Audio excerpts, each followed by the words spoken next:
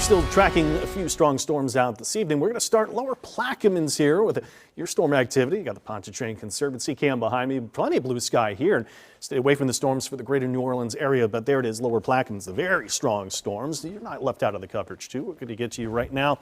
These storms are actually moving east to west here, so you can see that we've actually gone and switched our mode. And this was something we discussed last week, that we would go into more of an easterly flow in this particular forecast for you here. So with that, that is also getting things more humid, a little bit more almost tropical in nature with that particular forecast that we have. So we're going to go in and show you that lower Plaquemines forecast for you with those storms that are there.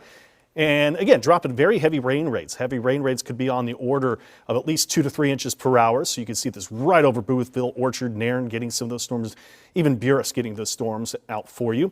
Near Houma, a pretty hefty storm that's here right over Sunshine, Mulberry, and then getting through the city, a little heavy downpour on the east side of the city as it's starting to fade.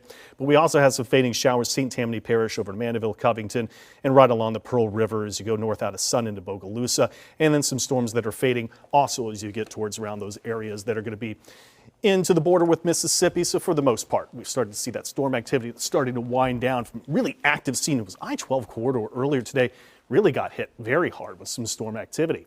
So where do we stand with the real-time temperatures? Well, we're still at 95 here in town, and that means at 90 at Lakefront with the high humidity. It is still feeling like it's closer to 100 in many cases. There's the dew point still into the 70s, not bad at the airport, but it's still a roaster out there. Scattered storm activity again tomorrow with that east flow I was just showing that it's here with high pressure. Yeah, look at those heat alerts. Those are heat advisories, extreme heat warnings that are there. So that's wrapping around that east flow. More storms tomorrow, but the storm activity is a little less in coverage going into Wednesday. I want to show that there might be a round of storms that kind of back their way in going Wednesday evening, and that's kind of an afterthought.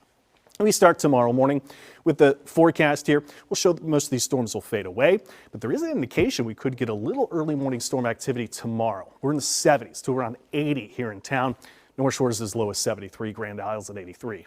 We look at about a storm that's possible during the day, but scattered in nature is what we should find once again. We're at 90, 91, 92, 93. Of course, heat index could be 105 even more.